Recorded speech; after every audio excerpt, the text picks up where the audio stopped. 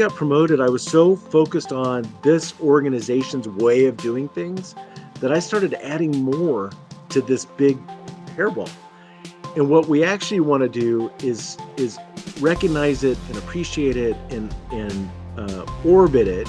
Like, we need this thing, but I need to just orbit it and occasionally come in and land, and do the things that I need to do so that I keep my job.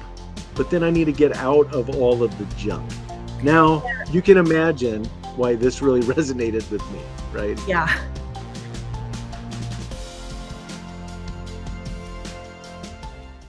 Hello, everybody. Thanks for joining us for another episode of Cap and Gown. I'm Rachel Phillips-Buck, VP for Student Success at Fairs Resources, joined today by our president, Matt Boisvert. Hey, Matt. Hi, Rachel. Great to be with How's you today. How's it going? It's great. Good. I am a little bit froggy today. In Texas, we had like 36 degrees yesterday. It's 80 degrees today, and this is where everybody starts to get sick. So yeah, and I look out and I see that Lubbock is starting to blow in. It's getting pretty dirty out there. Matt, I was thinking this is a really interesting time of the semester because we were talking to a school yesterday where it was snowing already. And then we're talking to some schools where they're like, oh, yeah, no, it still feels like, summer here. So it's pretty interesting. It's like we start every call with some weather talk because there's just no telling what's happening, right? Yesterday it was 33 degrees and I was like, man, we were so close. Yeah. Yep. Well, we just came back from a trip to Indy, which was very fun. We were at the CIC conference. We were there with Shauna and Callie, which is always lots of fun to be with our team members. We went and ate at Shapiro's cafeteria, which is a very old cafeteria in Indianapolis. I think I saw that Callie put a picture of our pastrami sandwiches up on LinkedIn. So that was really fun. Got to spend some time with my parents.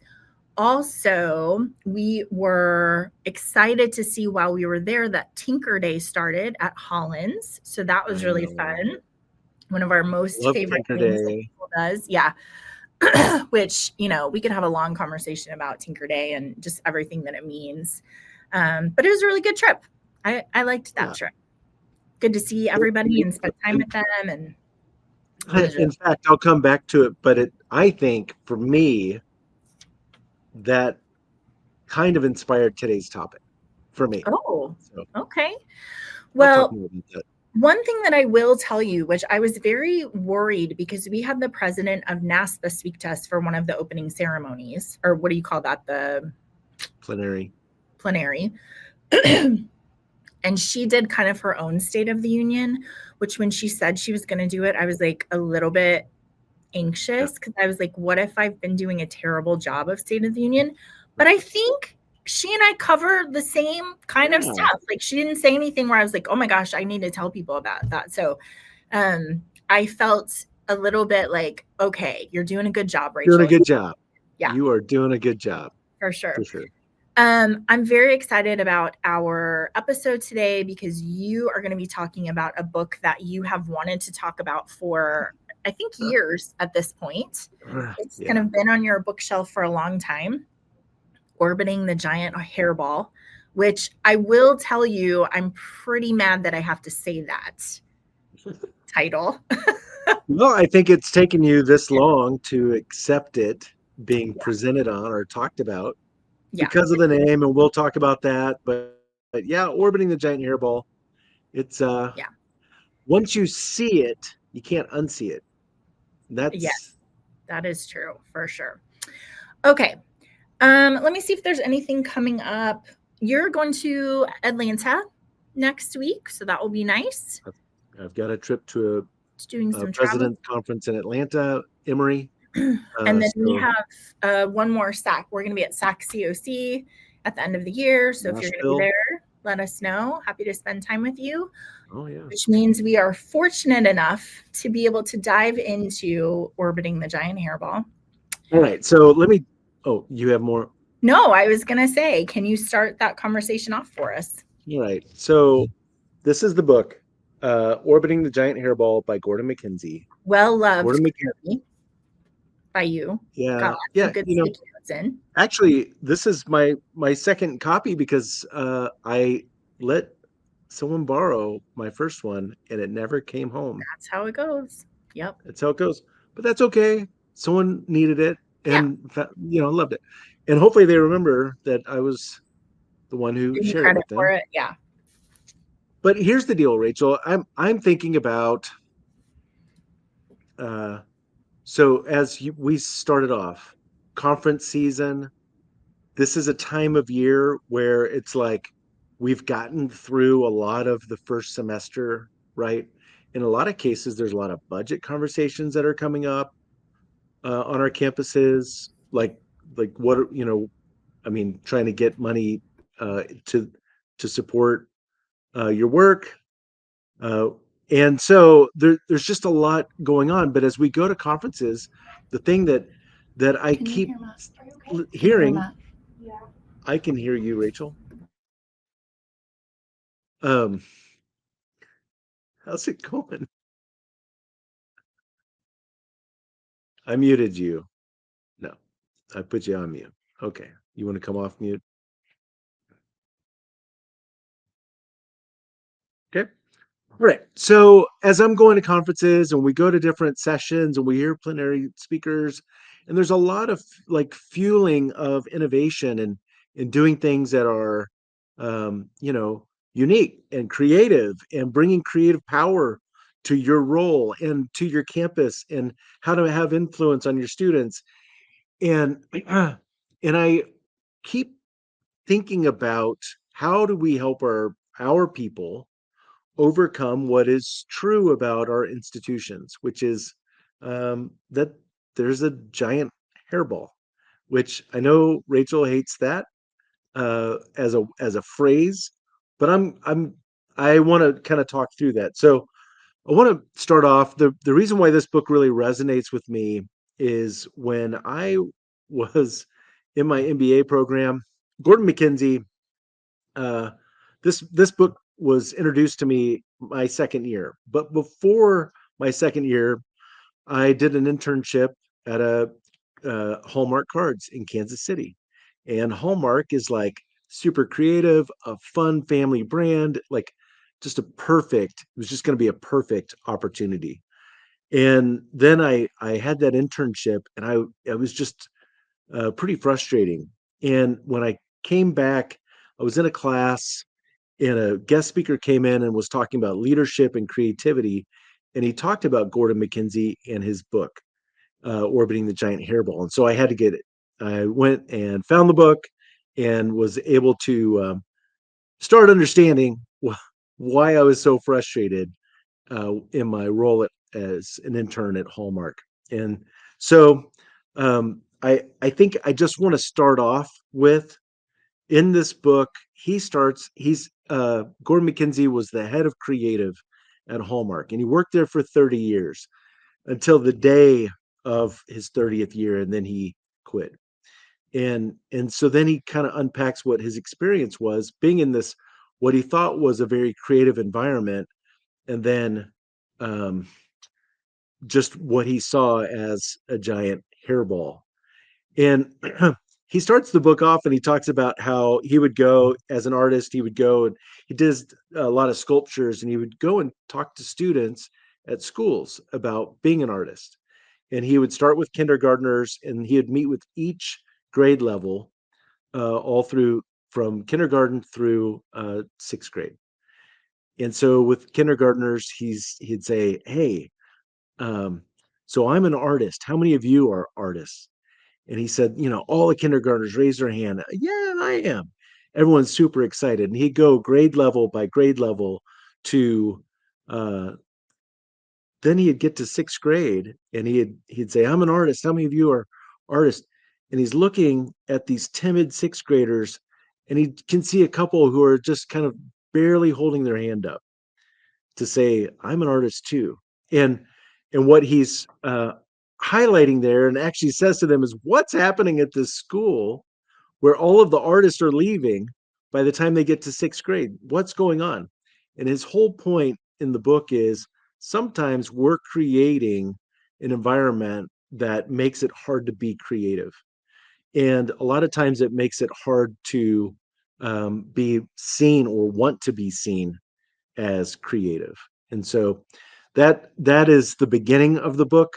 But the for me, the thing, when I think about a giant hairball, and I know, Rachel, that is like not the your favorite image, but I want to just kind of talk through what that means to him. And so, Bailey, you might have a graphic there. This is from the book. And so you can see in the middle his little squiggles. Now, one thing I'll say about orbiting the giant hairball is that if you get it, you will see it is full of creative doodles and illustrations, and Gordon MacKenzie, who's an artist. And so, but but basically, what he's saying with the giant hairball is in the center with every organization you have in our society, whether it's what we've just seen, Rachel, with our government, or looking at our institutions like higher ed, or our even at Ferris Resources. What you have is like you first did a thing and it worked, and so you held on to it, and then another thing, and these, just like any hairball, one hair adds to another, and then pretty soon you have this giant mess. But what it is a bunch of successes and things that you held on to, processes and ways of doing things, and all of that then starts becoming a mass of, like, this is what it is to be in this environment. This becomes corporate normalcy. At the center of the hairball, like, this is our culture. And at a university, you can imagine, I mean, think about universities, higher ed, going back to Oxford, been around a long time, and all of the different pieces that today have added up to what higher ed is. And for many of us, it's like when I started at my university, I was just wanting to move. I was wanting to get things done, and had a lot of ideas, and and uh, and then it's like, well, I don't understand the resistance to this, right? So, Yeah, Rachel, I don't so know if one you can thing talk or. that I think is really interesting, Matt, is when you were explaining this to me, I was saying, I feel like it's kind of like a spider web where it's like in the very beginning, there's like this clear, like, oh, that's a spider web, right? And then you just keep adding more and more and more. And you were talking about the cave where there's like a billion spiders living in it, and the spider webs are all like tangled up together. And pretty soon it just feels like a mess, and you miss the actual structure it provides, and it just looks like this very tangly, messy thing that you could get stuck in forever, right? Yeah.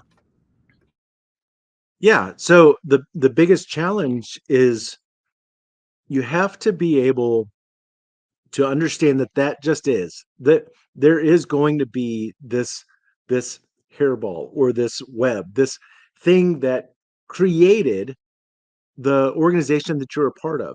I mean, if you think about Hallmark cards, so Gordon actually goes through the history of the founding of Hallmark cards, and how Joyce Hall, J.C. Hall put together, a business, and he had success, and he wanted to continue to repeat success, and so these are the practices to repeat success. And then when he has his sons, he teaches them, like, these are the things to do, and that starts creating this hairball.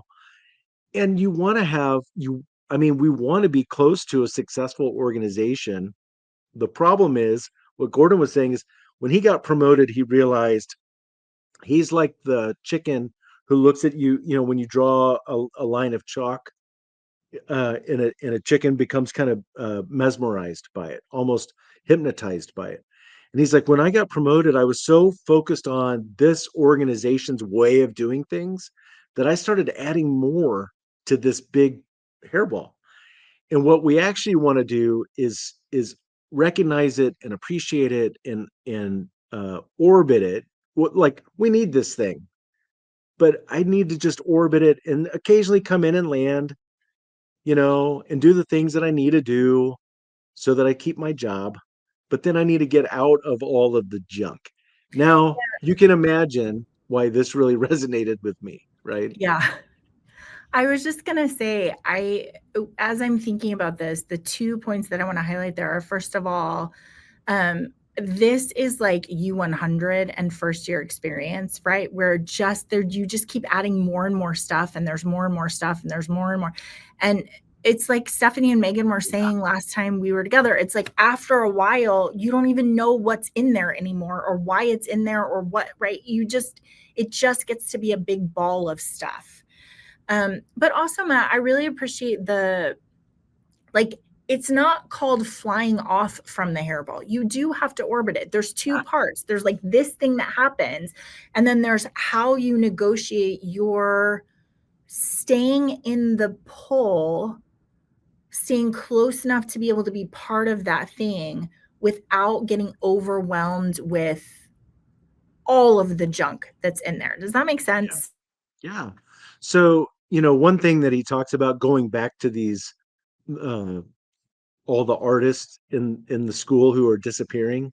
What one thing he's just pointing out is like, at that school, they don't mean to, but they're creating an environment in which it's safer to be, just kind of hide in this all of these processes. It's just safer.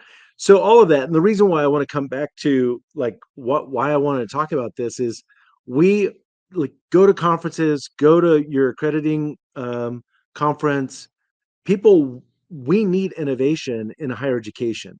And when you look at things like everything you talked about with State of the Union, a lot of things that we talk about are schools that are being innovative and schools that have gone away because they didn't have an edge of innovation. We obviously with AI, we need to figure out, what the way of, I got to put you back over there. Sorry, but like, how do we manage this with AI? How do we bring innovation to our work, especially with the kinds of students who are coming that we need to recruit and enroll into our school? So that's kind of with all of this, like we have to recognize what exists. We have to see it as a resource, but not a place that we want to hide in. We have to continue to be creative if we're going to be innovative. So, Yeah, I was just gonna add to that I think um, we're not gonna dive into this part today, but I do think there's something about reassessing what's in that tangled mess. And Matt, we always say in higher education, we are, first of all, like you said, it's an institution. We've always done things this way forever and ever and ever, right? Which makes it harder to change. But also, I think that we're very eager to add new things. And we don't always do a great job of going in and being like, that didn't work so great. Let's take that out. We need to change the way that we do this, right? right. So, that I Yeah. think is an element that is so important, that yes, things, the longer they've been around, the messier they get, the more tangled they get, the more complicated they get. And also we can come back and say, let's take a look at this and decide whether or not it's working. So I think we don't have time to dive into that piece, but I think it's helpful to say for higher education. Yeah. I think that's like ultimately this idea of orbiting all of the policies and all the procedures and all these things that have been around forever.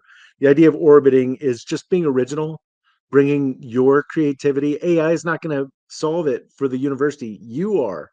Your creativity is going to help your institution. It's breaking rules, and Gordon has a lot of great stories about that and things that he had to overcome at Hallmark, the most creative, place. Not really. Obviously, that's what the book's about. And how to experiment and bring that, I think, thirst for innovation, and also surround yourself with people who appreciate that, which is a really important part of it. And he talks about he had a boss who was the head of his creative division, and his name was McCloskey. And in McCloskey, one thing that I think McKenzie would say is McCloskey held back the hairball from infecting his team. And so he had Gordon had a leader who kind of stood between the creatives and the bureaucracy and the policies and all of that, and just like, hey, trust me, I've got this. You guys do your thing. Don't get too carried away, or you're gonna get out of orbit. I've got to reel you back in occasionally.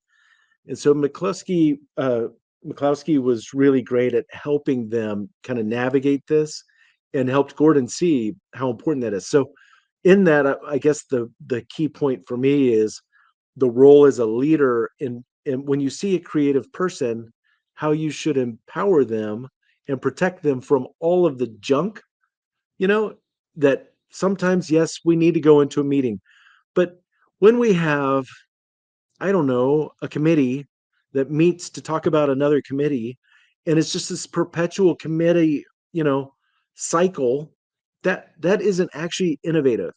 That's not Yeah. doing anything. So, Matt, I just want to say that part of the work as a leader is the willingness to dive in. There is a protection part, right? Like you stay there and I'm going to dip into this thing.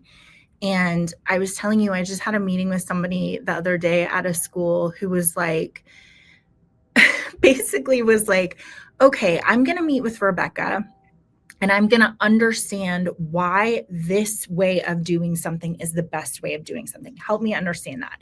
And then I'm going to dive into this hairball where there's a whole bunch of junk going on. And I'm going to say, I understand why that's important. I understand why that's set up that way. Let me make sure I'm listening to you. Let me make sure I understand what you need. I see what we're trying to solve. Here's what we're going to do. Right. And then it's almost like in Princess Bride, when he jumps into the quicksand, right? You like jump in and you like do all this stuff. And then you come out and you're like, okay, like I need a break from that. Now I'm going to continue to stand between my people, and just all of that, just work that has to be done in the middle of Oh, that's great. bureaucracy. And I was thinking, you and I have talked for a long time since the beginning of Ferris about the idea of being creative with a gun to your head, which is impossible. Like Right. I was telling you, there's a great episode of Parks and Rec where the main character has had this genius idea and she saved everyone. And then they're like, okay, what's the next idea? And she's like, I don't know, like, I don't have anything. I don't know what to do. And she's stressed about it. And there's like all this pressure. And her boss is like, locks her in a hotel and is like, you need to take a nap. That's what I'm going to do for you. Right. And then she comes out refreshed and she's like, okay, I have all of these ideas. But when she's living in this place where she better be creative or all her friends are going to get fired, that's impossible. You cannot Yeah. do that kind of creative work under the gun with a lot of pressure, which I think is really important for our listeners to hear. Well, I appreciate that because, Parks and Rec is starting to really, uh, I'm I'm starting to become a big fan of it, right? And related to that, what in the book, what Gordon MacKenzie is talking about is, and we've talked about this with slow productivity, but it is this idea of having to go away. And a lot of times, even, certainly at Hallmark or in corporations, but certainly in higher ed too, where people are just expecting the results and they don't understand that. So Gordon's metaphor in this is like, hey, the cow produces milk because you let them go out into the pasture and chew on the grass. And you have to understand, like, the milk comes from them being out and being able to grow that way. And that's kind of what, oh, I'm blanking on his name, what he does with Parks and Rec, where he's like, Ron, I'm gonna, where Ron Swan, how did I blank on Ron? Where Ron locks her, like, hey, you can't leave. You've got to rest. You need to go and uh, let your brain rest and produce the next ideas. So that's a great, this idea again of like being able to articulate. Again, we've said a lot of this on slow productivity, but being able to articulate, like, no, my team needs to go out and we have to get away from all of the walls or the screens or the spreadsheets, right? We have to go and be with students, and all of that time with students is where we're going to get ideas that are going to help us be innovative. Yeah. So I think when you and I were talking about this earlier, there's a mindset around retention specifically, which is we have to increase retention. So do these 50 things. And what I think is really nice about this idea of relational retention and what we teach our schools is if you will do good work with your students, retention will increase. If you will be present with your students. And you remember, Matt, like we had a really long conversation about slow productivity in this idea of what are you producing? Because I think it makes us uncomfortable in higher education to say we're producing something, but we landed on we are producing whole educated students, good citizens of the world, right? And that is not a wave the magic wand and produce them. That is a when you see me in my office sitting with a student for an hour talking about important things, that is this slow productivity approach to good production. And we cannot rush it. And you can't say, work faster at that, right? Or I expect these results, but I'm not going to give you the time for it. You can't do it because the output is directly related to how you take the time to create this thing that is of value, right? So Gordon talks about this idea that in organizations, or he calls it a corporate personality disorder. But I guess my question to you is, if like, do you see this the same way that I do, where there's a lot of pressure, but there's not, but the university is not giving the time or the resources, right? They're they're not setting up a culture for so like he says, the organization officially asks for new ideas while covertly subverting implementation of those same ideas. New ideas are deemed fundamentally uh, unseemly by the same authority that asked for them in this first place. And so it's like the idea that student success is our top priority, and then they cut the budget, or we're going to um, tout how we have academic support, and then they cut all of their tutoring, right? Yeah. And I think, I don't know, Matt, there's this experience where it's like, you ask for suggestions and someone says something and you're like, okay, don't be crazy though. Right? Yeah. Like, what innovative things can we do? Well, I'm thinking again about Stephanie and Megan being like, well, one innovative thing we can do is our students are not getting their financial aid packages done. So we're going to have our financial aid counselors come to all of the U100 classes. That's 37 of them. And they're going to do this programming for 37 of those. And then someone's like, but don't be crazy because we're definitely not going to do that. What else could we do that's more like similar to what we're used to and what we would expect, Yeah, right? like, And hey, so there's just this you came place up with where an you're idea like, that, that's yeah, crazy town, right? right. Stop coming up with ideas that aren't proven, that aren't captured in a little hairball. That's that takes me back to the reason why I love this book, my experience at a I at can a I just want to add to that. I think a really good question for our listeners, because Matt, you're such a creative person, and I think anybody who knows you would say one of the things you do really well is totally ignore the well-worn path, right? Like you're just like, yeah, no, I'm not doing that. I'm going to go over here and do this, which is really helpful in a leader, especially in a startup company. But I will tell you, there are a lot of people who are like, I would never do that. I have no interest in that. I want to follow somebody who's going to give me a new path, but I actually don't. Being a creative person like that does not resonate with me at all. So one of the questions I would ask our listeners, because I think this is a paired, the way that you can understand how this feels for you is by pairing your capacity and interest in innovation and creativity. So I would say 100%. If we can try to do a new thing, I want to do a new thing, right? How would you answer that? Some people are like 0%. I just, tell me what needs to be done. But that paired with how does your institution or where you work, how interested are they in that? you have some institutions that are like, never, no, I don't ever want that. I want you to do what I said to do the way I said to do it. Stop thinking about it. Like your experience at Hallmark, stop having ideas. This is what we're doing, right? And then you have some institutions where I can come in and pitch, like, could we just try this one time? And they're like, yeah, let's try it. Let's see how that works. So I think that pairing is really, really important to understand your experience. Yeah, as you were saying that, I was like, on both sides, it can help explain for our listener why you're frustrated. Either you're in an environment where no one is interested in innovation, and you're just like feel like you're just alone, and really you're not even really orbiting, right? You're kind of in this chaotic, frustrating place. Either you're so deep in the middle of this ball, or you are just so frustrated no one's listening to you, right? And I Yeah. think, So can you talk?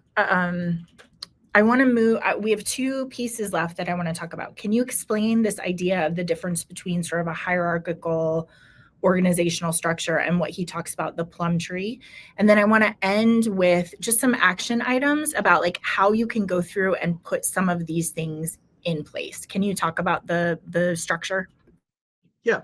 So one thing that he breaks down is like when you look at typical organization, it's a pyramid as he describes it, and he's like, pyramids are tombs, and that's like literally like people are inside that. So Gordon's pretty fantastic. But what he's saying is like, and so we're used to a pyramid. But what and so you've got a person at the top, and they're telling you on a clear day, I know, I can see everything, and I know where we're going, and it talks all the way down, and the people at the bottom are like, hey, what do you see? And everyone's just trying to climb up to the top, and there's just not a lot of coordination. And so his reframe is a plum tree, and what he's trying to cast is, if we could look at our organization, and that could just be like your department, right? Like, but if we could look at it and say, okay, we're going to start with a plum tree which is living, and as a living organism, all the resources are coming up from the roots, so it's financially healthy. The trunk is supportive, so the trunk is the support for this tree, and that is like leadership, so resources to leadership, to the branches, which are like your directors or department chair, you know those who are in charge of your office, maybe you. And then ultimately, if you look at this analogy of a plum tree, the fruit, that's the people who are doing the actual work with the students. And if we could look at the fruit and say, like, that's the moment of truth, what a student experiences. Like, all these things have to happen at our school. We have to have all of these different pieces, but what we're delivering to the student is this fruit. And is it good fruit? Is it healthy fruit? And so that's his Yeah, analogy. I mean, It's Matt, it goes back to your enabling the promise, right? Which is this, like, how do you resource what we're actually trying to produce, what we're Yeah, actually for trying sure. to do? How are you resourcing that? What like what is the expected fruit of your tree, right? Which is telling the promise. And then how do you enable that so that that actually in that moment of truth, they're getting what they think they should be getting? Yeah. So, can we do our action items? I have three that I'm going to do, and then you can do the rest of them. Okay. Um, I think the first one is you and I have talked about creative partners. In this book, they talk about creative renegades. He talks about being part of the like crazy ant division, which I love that idea. Like I want to be part of the crazy ant division, which is like people who do all sorts of things and it's always new and unexpected and you know what's going to happen. And like, how do you find those kinds of partners who are in for yeah, let's try it and see how it works. I think that is so Yeah. important. We always say, you're going to have people who are black hats, who hold up the hand, who say, here's the reasons you can't, right? And all of that. But you want to find people who are going to be creative problem solvers for you. The next one is protect your quiet time. And I would say this is twofold for our listeners. This is quiet time where you are investing in your thinking and your processes, because the outflow of that then is that you have quiet time with students where you're taking all of those things that you've learned and you've thought about and your innovations and your creativity, and you're pouring those into students and providing them with something that eventually is going to bear this really amazing fruit. So I love that one. And then the last one, which you remember, I forget the name of the book we talked about, where it was like how you listen to other people. Listening to other people is really important. Do you remember the name of that one?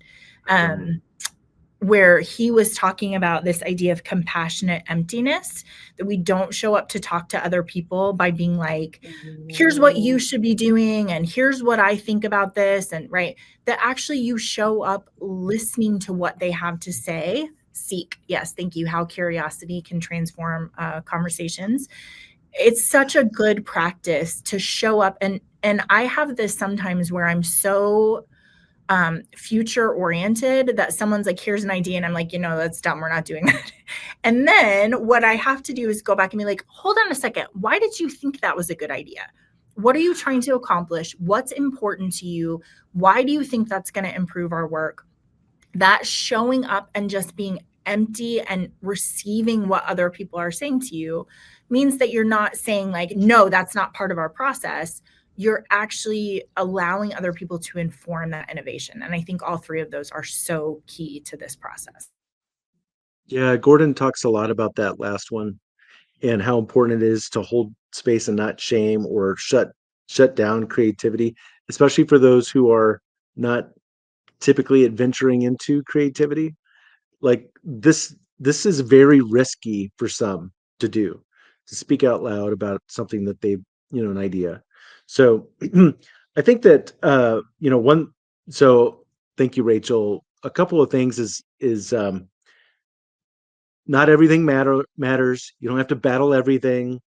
You don't have to fight over every policy.